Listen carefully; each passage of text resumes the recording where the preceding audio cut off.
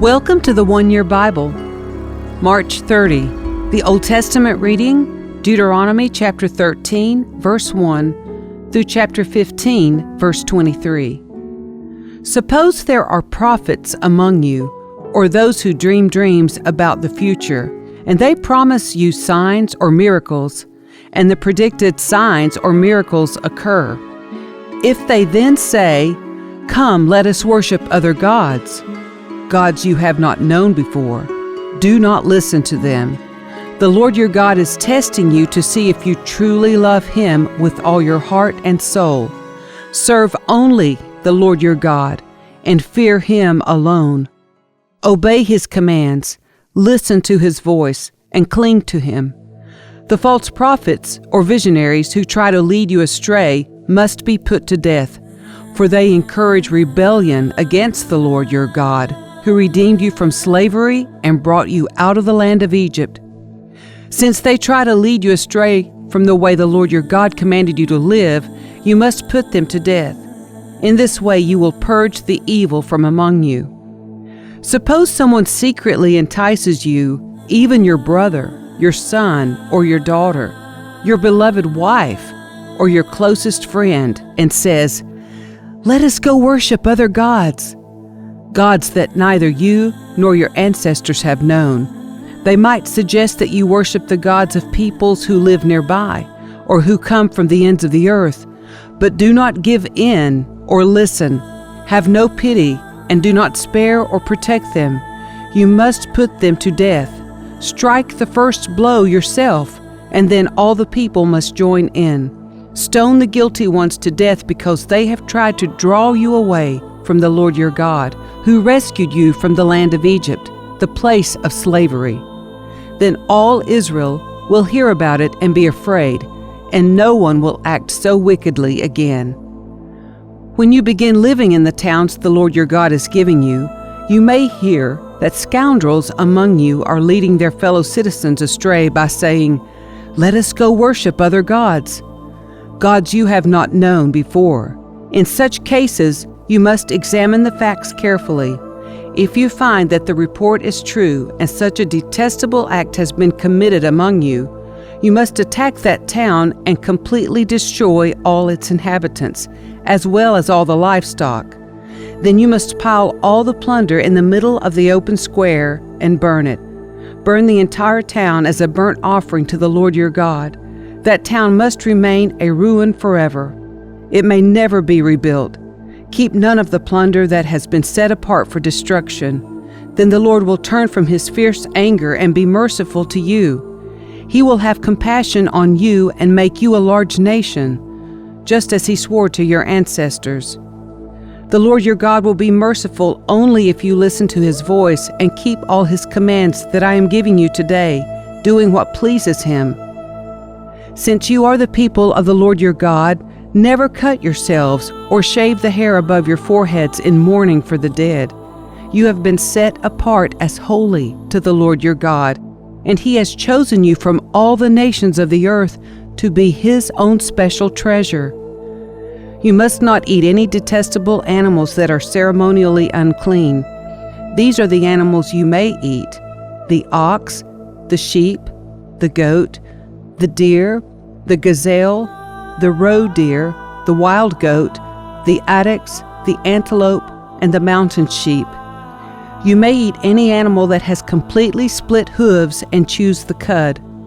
But if the animal doesn't have both, it may not be eaten. So you may not eat the camel, the hare, or the hyrax. They chew the cud, but do not have split hooves, so they are ceremonially unclean for you. And you may not eat the pig.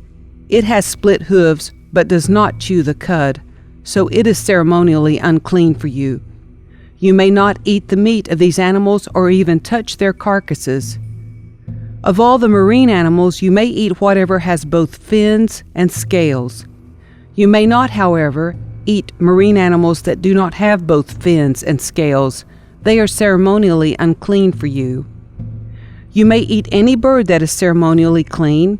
These are the birds you may not eat: the griffin vulture, the bearded vulture, the black vulture, the kite, the falcon, buzzards of all kinds, ravens of all kinds, the eagle owl, the short-eared owl, the seagull, hawks of all kinds, the little owl, the great owl, the barn owl, the desert owl, the Egyptian vulture, the cormorant, the stork, herons of all kinds, the hoopoe, and the bat.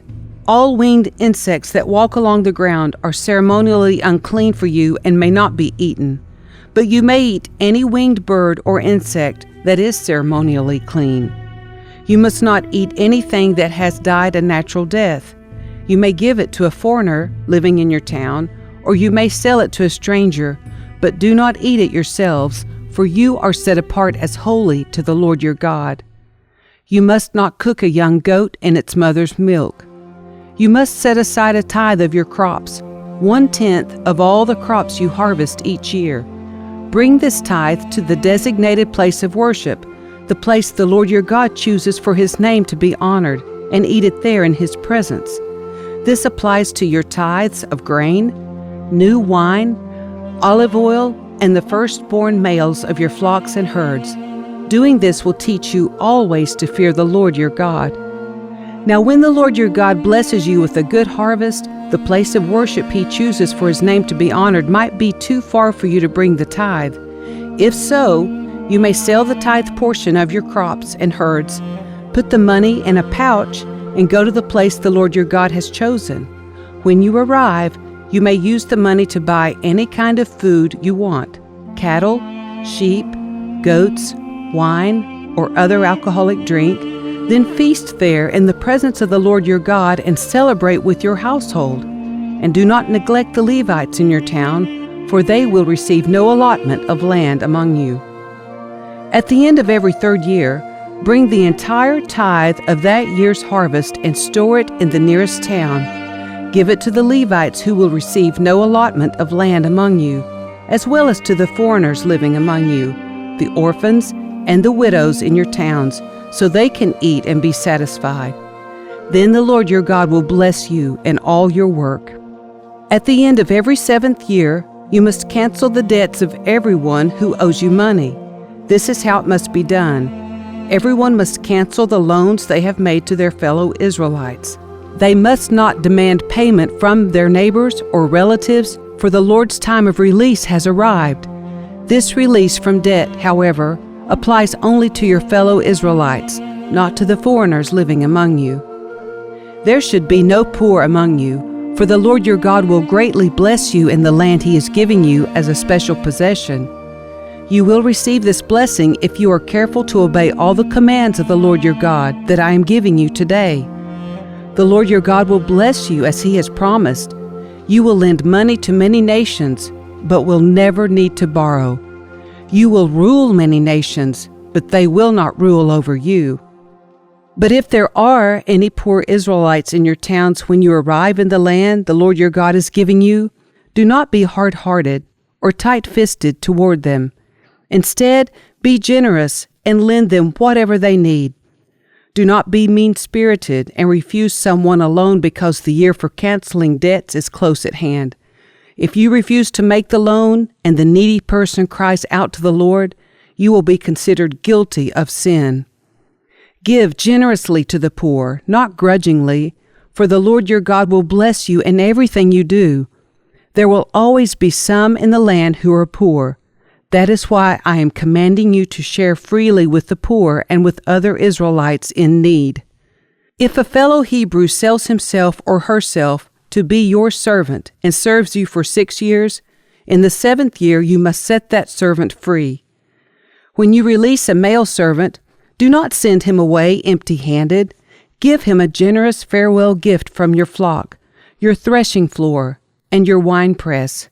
Share with him some of the bounty with which the Lord your God has blessed you. Remember that you were once slaves in the land of Egypt, and the Lord your God redeemed you. That is why I am giving you this command. But suppose your servant says, I will not leave you because he loves you and your family, and he has done well with you. In that case, take an awl and push it through his earlobe into the door, and after that he will be your servant for life, and do the same for your female servants. You must not consider it a hardship when you release your servants. Remember that for 6 years they have given you services worth double the wages of hired workers, and the Lord your God will bless you in all you do. You must set aside for the Lord your God all the firstborn males from your flocks and herds. Do not use the firstborn of your herds to work your fields, and do not shear the firstborn of your flocks. Instead, you and your family must eat these animals in the presence of the Lord your God each year at the place he chooses. But if this firstborn animal has any defect, such as lameness or blindness, or if anything else is wrong with it, you must not sacrifice it to the Lord your God.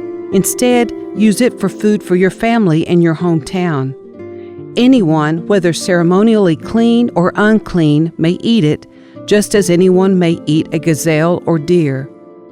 But you must not consume the blood. You must pour it out on the ground like water.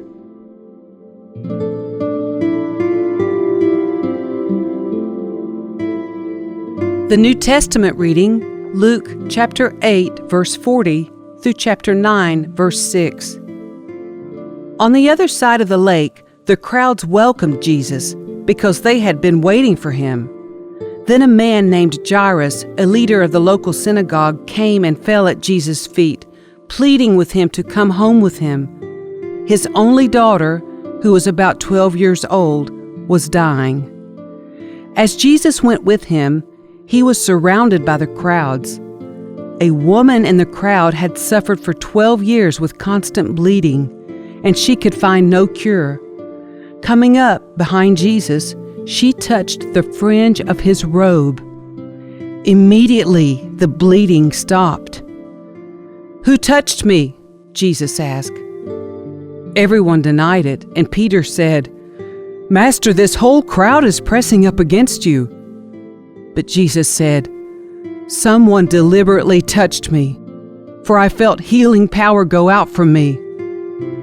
When the woman realized that she could not stay hidden, she began to tremble and fell to her knees in front of him. The whole crowd heard her explain why she had touched him and that she had been immediately healed. "Daughter," he said to her, "your faith has made you well. Go in peace." While he was still speaking to her, a messenger arrived from the home of Jairus, the leader of the synagogue. He told him, "Your daughter is dead. There's no use troubling the teacher now." But when Jesus heard what had happened, he said to Jairus, "Don't be afraid, just have faith, and she will be healed." When they arrived at the house, Jesus wouldn't let anyone go in with him except Peter, John, James, and the little girl's father and mother. The house was filled with people weeping and wailing, but he said, "Stop the weeping. She isn't dead. She's only asleep." But the crowd laughed at him because they all knew she had died. Then Jesus took her by the hand and said in a loud voice, "My child, get up." And at that moment her life returned, and she immediately stood up. Then Jesus told them to give her something to eat.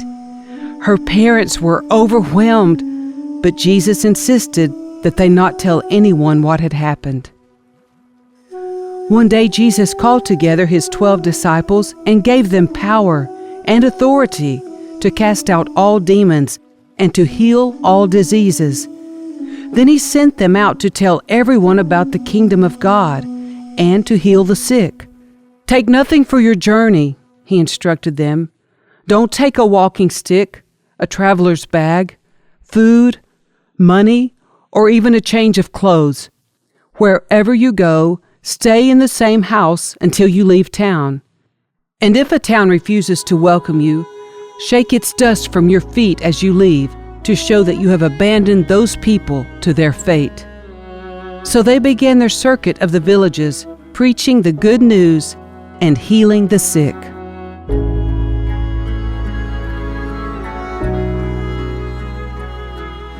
Psalm 71, verses 1 through 24. O Lord, I have come to you for protection. Don't let me be disgraced. Save me and rescue me, for you do what is right. Turn your ear to listen to me and set me free. Be my rock of safety, where I can always hide. Give the order to save me, for you are my rock and my fortress. My God, rescue me from the power of the wicked, from the clutches of cruel oppressors. O Lord, you alone are my hope. I've trusted you, O Lord, from childhood. Yes, you have been with me from birth. From my mother's womb you have cared for me. No wonder I am always praising you. My life is an example to many because you have been my strength and protection. That is why I can never stop praising you. I declare your glory all day long. And now, in my old age, don't set me aside. Don't abandon me when my strength is failing, for my enemies are whispering against me. They are plotting together to kill me. They say, God has abandoned him. Let's go and get him, for no one will help him now. Oh God, don't stay away. My God, please hurry to help me. Bring disgrace and destruction on my accusers. Humiliate and shame those who want to harm me. But I will keep on hoping for your help. I will praise you more and more. I will tell everyone about your righteousness. All day long I will proclaim your saving power, though I am not skilled with words. I will praise your mighty deeds, O sovereign Lord. I will tell everyone that you alone are just. O God, you have taught me from my earliest childhood, and I constantly tell others about the wonderful things you do. Now that I'm old and gray, do not abandon me, O God. Let me proclaim your power to this new generation, your mighty miracles to all who come after me. Your righteousness, O God, reaches to the highest heavens. You have done such wonderful things. Who can compare with you, O God? You have allowed me to suffer much hardship, but you will restore me to life again and lift me up from the depths of the earth. You will restore me to even greater honor and comfort me once again. Then I will praise you with music on the harp, because you are faithful to your promises, O my God. I will sing praises to you with the lyre, O Holy One of Israel. I will shout for joy and sing your praises, for you have ransomed me. I will tell about your righteous deeds all day long, for everyone who tried to hurt me has been shamed and humiliated. Proverbs 12, verses 5 through 7. The plans of the godly are just. The advice of the wicked is treacherous. The words of the wicked are like a murderous ambush, but the words of the godly save lives. The wicked die and disappear, but the family of the godly stands firm.